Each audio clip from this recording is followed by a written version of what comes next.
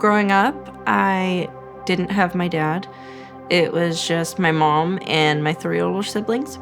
We were homeless, like, a lot. And then I finally met my dad when I was in my teens, and he was addicted to drugs. I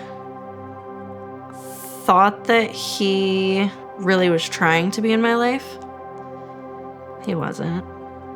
He was just trying to, like, create an image for himself, because he's very narcissistic.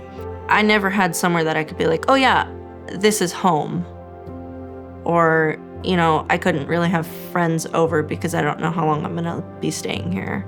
Because I'd see a lot of other kids and their dads, and that was a struggle for me. Because, like, why am I not good enough for you to be here right now? My mom was very drunk. We just moved into an apartment in Longview, and I still wasn't enrolled into high school in, like, my sophomore year of high school. And so I'd called my aunt, and that was, I guess, like, one of the times I realized, like, I need to take care of me and I need to do things differently. When I moved in with my grandma, she was great. She taught me everything I know. Like, we did everything together. And she showed up to all, like, school events. So, like, parent-teacher conferences, volleyball games. She made sure I got up in the morning for school, made sure I was actually enrolled in school.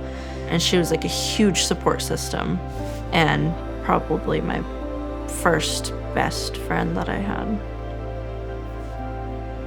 My relationship with my kid's dad was not healthy. He was very abusive and narcissistic and controlling. When I found out I was pregnant, he very much wanted me to have an abortion. Like, he'd say some of the most awful things.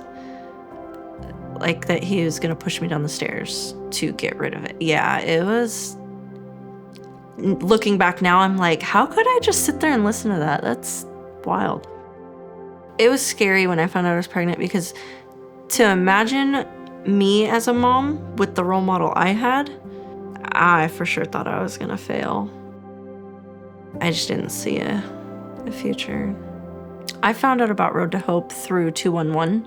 I was just pregnant. We just moved into our apartment. I thought things were great, but my kid's dad left me, which is why I ended up calling 211. They gave me Road to Hope's phone number, and I was skeptical because I was like, a maternity home? I don't know about that. And Elena answered the phone, and I told her my situation, and she told me about the program. And then I think it was the next day I had an interview on the phone to come get picked up with all my stuff. It was pretty quick, and it was worth it.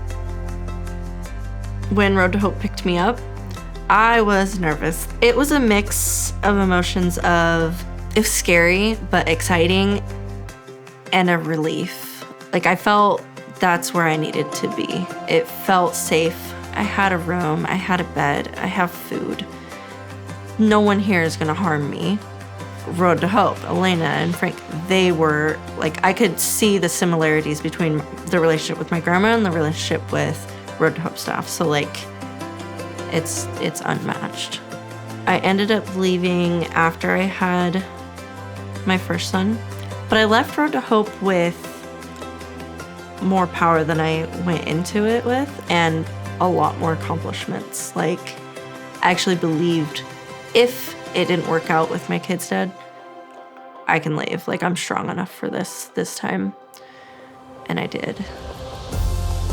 They gave me a lot of, like, building blocks on how you're supposed to do life. And, like, they reconnected me with my faith. Before Road to Hope, my relationship with Jesus was unclear. I didn't even read the Bible, and I didn't talk to my friends and family about Jesus.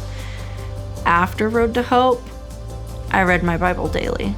Like, that was actually I got a Bible as a reward for doing homework and getting my high school diploma at Road to Hope. That was a gift that they gave me.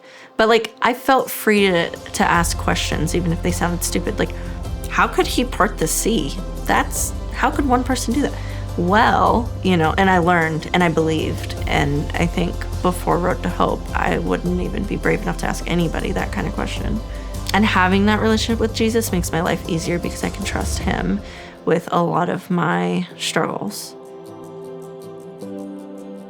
My life is just so different now. Like, of course, when I say that, I think, man, I miss naps. You know, it's nice because you get to snuggle up with your little human and you're responsible for their little life. And that feels great. A lot of the things from Road to Hope that I use as building blocks today are like budgeting. That was a big one we worked on when I lived at Road to Hope, and I do that every day. They had me take some parenting classes online. That's been a big help. Frank and Elena gave me the vibe of like a mom and dad, and a healthy and safe mom and dad at that. They're so accepting and like welcoming and supportive, and they show up and they celebrate the small things. Because my grandma actually passed a year before I got pregnant. I hadn't felt that same level of support.